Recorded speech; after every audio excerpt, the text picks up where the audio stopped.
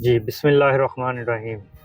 सबसे पहले तो मैं अल्लाह ताला का शुक्र अदा करता हूँ कि अल्लाह ताला ने मुझे कब्रिस्तान की खिदमत का मौका दिया और इसमें हिस्सा लेने का, इसकी खिदमत करने का मौका मिला मुझे। 10-12-15 मोहल्ले नहीं लगते, कम से कम 8-10 यूनियन काउंसिल पे मुश्तमिल ये कब्रिस्तान है। हकीकत यही है कि फातह खानी करने के लिए भी बड़ा मसला था, प्यारों के लिए दुआएं करने के लिए मसला था, क्योंकि लोग मुर्दा जानवर और गोश्त वगैरह जैसे इन्होंने बताया वो फेंक जाते थे और वो उसकी बैड स्मेल की वजह से यहाँ से गुजरना इससे मुश्किल पहले था। भी कुछ नाजायज काबजी ने बड़ी कोशिश की इसको कब्जा करने के लिए और कब्जा किया भी उन्होंने, लेकिन ये इन तमाम महल्लेदारों ने जो हमारे इसके साथ की मुंसलिक आबादियां हैं उन लोगों ने उनकी उस कोशिश को खत्म किया। देखता था कि इधर को मुख्तलिफ किस्म की लाशें पड़ी हुई हैं, लोग सदक़े का गोश्त फेंक देते हैं और कब्रों में इधर आना जाना इंतहाई दुश्वार हो गया था लोगों और का। ये जो इन्होंने इकदाम किया ये बेहतरीन इकदाम है।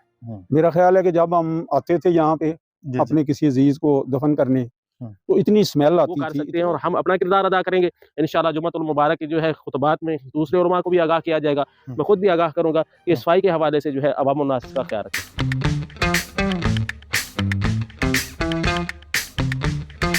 हम इस वक्त खड़े हैं जी मंसूराबाद गुलिस्तान कॉलोनी और न जाने कौन कौन से इलाके लगते हैं इस कब्रिस्तान को, और वहाँ रहने वाले लोगों के प्यारे यहाँ पे मदफून हैं। मेरे माँ बाप समेत, तनवीर साहब के दादा दादी समेत यहाँ पे लोग मदफून हैं।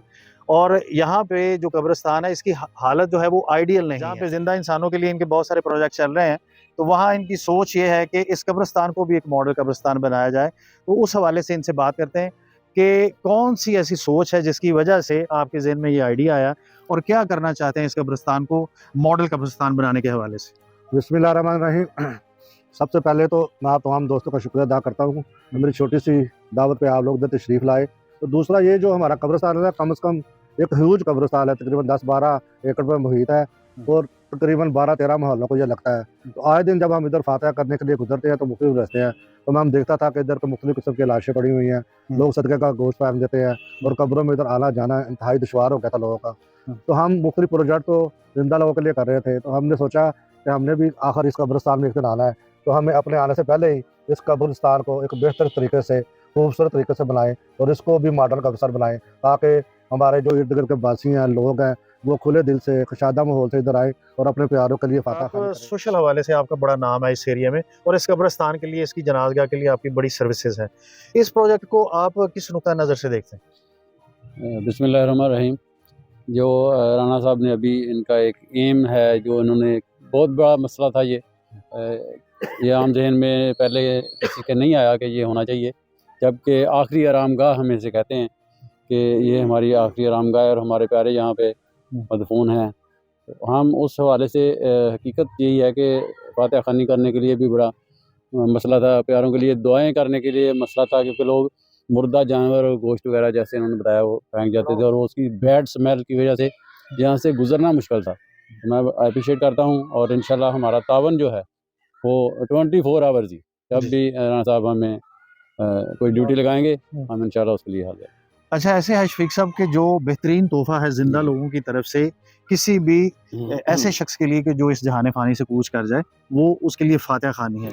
और फातह खानी के लिए रिकमेंडेड है कि आप कब्र पे जाएं बाकायदा और वहाँ पे जाके फातह खानी करें, ताकि आपको भी मौत याद रहे और जो इस जहान फ़ानी से कूच कर गया है उसके भी दर्जात बुलंद हो। तो ये जो प्रोजेक्ट है यहाँ पे फातह कहने वाले लोगों के लिए कितना मुफीद साबित हो सकता है? जी, बिस्मिल्लाहिर्रहमानिर्रहीम। जिस तरह राना तनवीर साहब ने फरमाया कि 10-12-15 मोहल्ले इस कब्रिस्तान को लगते हैं, 10-12-15 मोहल्ले नहीं लगते, कम से कम 8-10 यूनियन काउंसिल पे मुश्तमिल ये कब्रिस्तान है। और यहाँ रोक टोक नहीं है, बाकी कब्रिस्तानों में रोक टोक है कि जी हमारे इलाके की ये मैयत नहीं है, यहाँ अभी तक ऐसा कुछ सिलसिला नहीं है। जिस तरह जनाजा का बड़ी खूबसूरत अंदाज से उसका जो नज़्म नस्क है वो चल रहा है, इसी तरह राना साहब ने जो एफर्ट की है, ये अंदरूनी शहर फैसलाबाद का सबसे बड़ा कब्रिस्तान बन चुका है इस टाइम। बड़ा कब्रिस्तान वैसे गुलाम अहमदाबाद को बोलते हैं, लेकिन ये उससे भी बड़ा कब्रिस्तान बन चुका है। तो जितना बड़ा कब्रिस्तान, इसके मसाइल, इसकी सफाई सुथराई के हवाले से मसाइल भी उतने ही बड़े हैं। तो राना साहब ने ये बड़ा अच्छा इनिशिएटिव है इनका, सफाई सुथराई होगी तो हम खड़े होकर अपने प्यारों के लिए फातिहा कह सकते हैं। तो ये हमारा फ़र्ज़ बनता है और ये हमारा दीनी फ़र्ज़ भी है और हमारा अखलाकी फ़र्ज़ भी बनता है कि हम इसको एजुकेट करें और फैलाएं इस बात को। जैसे भी हमारे कोई कम्युनिकेशन हमारे मामलात हैं कि ताकि इस कब्रिस्तान में राणा साहब ने तो स्टार्ट ले लिया, अब हम सब मिलके इसको पाया तकमील तक पहुंचाएं और इसकी सफाई सुथराई का प्रॉपर इसका ख्याल। जो नया ये सिलसिला शुरू किया राणा साहब ने कि इस कब्रिस्तान की सफाई प्रॉपर होनी चाहिए, ये तो बहुत अच्छा काम है और सवाब का काम है ये। अल्लाह ताला ये सबको ये इसकी तौफीक दे अल्लाह ताला कि वो ऐसे कामों में बढ़ चढ़ के हिस्सा लें, और इंशाल्लाह ताला हम राणा साहब के साथ हैं। इंशाल्लाह इसको हम वाकई ये बहुत बड़ा इशू था ये वाला, इसमें हमारे वाजदाद, हमारे वालिदैन, हमारे चचे ताए सारे इधर दफन है। तो अगर साफ सुथरा कब्रिस्तान होगा तो लामहल्ला हर बंदे की एक्सेस में होगा, और ये इसको हम अगर साफ सुथरा रखेंगे तो वैसे भी वो जो बदबू होती है, कब्रिस्तान का तो एक तकद्दस है, जी जी वो तकद्दस इसका ऐसे हो सकता है ये इसकी प्रॉपर सफाई हो। अगर प्रॉपर सफाई होगी तो एक ये वाकई मॉडल कब्रिस्तान वही इसीलिए कहते हैं ना कि मॉडल कब्रिस्तान वो बनेगा जब इसमें वो तमाम ज्यादा सहूलतें हासिल हों, जो एक जैसे हम अपने घर को साफ करते हैं, मस्जिदों को साफ करते हैं, तो ये भी हमारे आबा-ओ-अजदाद की रिहाइश गाहें हैं, जी जी उनको भी हम साफ सुथरा रखें। और इंशाल्लाह ताला हम राणा साहब के साथ हैं, और उम्मीद करते हैं कि ये सारा कब्रिस्तान जो 13-14 एकड़ पे ये मुहित है और सबसे बड़ा कब्रिस्तान है, और तकरीबन जगह तो तकरीबन खत्म होगी, इसमें अब ऐसी बन रही हैं कब्रें, तो इसको हम जितना ज्यादा साफ रख सकें, साफ करने के लिए कोशिश करें। मेहरबानी। हमारे साथ मौजूद हैं जी रजा अमीन साहब। रजा अमीन साहब, आपने बहुत सारे लोगों के जनाजे पढ़ाए हैं जो इस कब्रिस्तान में दफन है। मैं चाहता हूं कि आप हमारे दीनी नुक्ता नज़र से लोगों को किस तरह अवेयर करना चाहेंगे कि लोगों के लिए कितना ज़रूरी है कि वो अपने बुज़ुर्गों की जो आखिरी आरामगाह है उसकी सफाई यकीनी बनाएं और उसकी सराउंडिंग्स को बेहतर बनाने के लिए अपना रोल प्ले करें। बिस्मिल्लाहिर्रहमानिर्रहीम। सबसे पहले तो ये जो भी ज़िम्मेदारी बनती थी इसमें यकीनन कोई कमी कोताही है इंतज़ामिया जो है कब्रिस्तान की। सबसे पहले जो कब्रों की सफाई से हटकर ये इसको वैसे तरतीब से कब्रें बनी, राहदारियाँ मुतय्यन होनी चाहिए थी, इनका हदूद अरबा जो है वो तरीके से सही होना चाहिए था, कब्रों की निशानदेही इतनी है और उसमें नंबर होते ताकि फिर ये कब्रिस्तान में नज़्म व ज़ब्त। इस्लाम सिर्फ नज़्म व ज़ब्त सिखाता है, लेकिन इस्लाम की रूह के मुताबिक हमने ज़िंदगी में भी यानी इस्लाम को फॉलो किया, और जब मुर्दे हमारे हो गए उनको भी हमने फॉलो करने की कोशिश नहीं की, एक तरतीब से हम दिया जाता। तो इस्लाम जो है नज़्म व ज़ब्त सिखलाता है। अब जो नज़्म व ज़ब्त जो कब्रें तो बन चुकी सो बन चुकी, अब इनका इजाला तो हो नहीं सकता, एक जगह से हम इनको तरतीब या राहदारी मुतय्यन नहीं कर सकते। अब बाकी रह गया सफाई का मामला, तो सफाई नहीं सिर्फ ईमान आप सल्लल्लाहु अलैहि वसल्लम ने इरशाद फरमाया, तो अब ये किसी जिंदा के साथ खास नहीं है, ये किसी एक पब्लिक एक पॉइंट पर नहीं है कि मस्जिद की सफाई जो सिर्फ हमारा या घर की नहीं, बल्कि पूरी जो है समाज, पूरा मुआशरा, पूरे जो है निज़ाम ज़िंदगी जहाँ भी इंसान ने आना जाना है, ज़ाहिर है यहाँ मुर्दों का ताल्लुक है, जिंदों का भी ताल्लुक है, उन्होंने भी आना है और फातिहा खानी करनी है। और आप सल्लल्लाहु अलैहि वसल्लम ने वैसे भी जो है इरशाद फरमाया तदफीन के लिए 2 किरात, ये जनाजा और तदफीन 2 किरात। अब एक ही रात जनाजा पढ़ के जो है वो लोग ले जाते हैं और दूसरे से महरूम रह जाते हैं, इसलिए कि वहाँ सफाई नहीं होती या राहदारी सही तरह नहीं होती ताकि आसानी के साथ तदफीन हो सके और मामला जो है वो मुर्दों के हवाले से ठीक हो सके। तो ये राणा साहब ने चलो कदम उठाया, अल्लाह तबारक व तआला उनको जज़ाए खैर अता फरमाए। बाकी जो नज़्म व ज़ब्त नहीं कर सके, सफाई का जो है पहलू वो तो मौजूद है, वो कर सकते हैं और हम अपना किरदार अदा करेंगे इंशाअल्लाह। जुम्मतुल मुबारक की जो है खुतबात में दूसरे उलमा को भी आगाह किया जाएगा, मैं खुद भी आगाह करूँगा कि सफाई के हवाले से जो है अवाम उन नास का ख्याल रखें। तारिक सईद साहब, आपके फादर और हमारे बड़े मोहतरम टीचर सादिक साहब गालबन वो भी यहाँ पे दफन है, और जैसे हमारे वालिदैन का हम पे हक है वैसे हमारे असातिज़ा का भी हम पे हक है। तो कैसा लगता है कि जब आपके वालिद साहब के शागिर्द खास राणा तनवीर साहब, उनके जहन में ये आया कि यार ये हमारे बुज़ुर्गों की आखिरी आरामगाह है, हमारे असातिज़ा की आखिरी आरामगाह है, इसकी सफाई सुथराई होनी चाहिए। और जैसे कारी साहब ने भी जिक्र किया, रज़ा अमीन साहब ने भी बड़ी बहुत खूबसूरत उन्होंने बात की कि असूल ये है कि कब्रिस्तान में कब्रों की एक तरतीब होनी चाहिए, राहदारी मुतय्यन होनी चाहिए ताकि कब्रों की बेअदबी ना हो। तो अब ये प्रोजेक्ट शुरू हुआ है, तो इस नुक्ता नज़र से आप क्या सोचते हैं? बिस्मिल्लाहिर्रहमानिर्रहीम।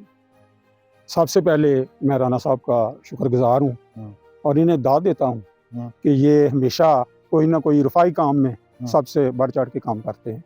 अभी जो कर रहे हैं माशाल्लाह, स्कूल बच्चे जो हैं उनके स्कूल में हैं, उनको फ्री तालीम दे रहे हैं, इसके अलावा डॉक्टर बिठाया हुआ है, लोगों का फ्री इलाज हो रहा है।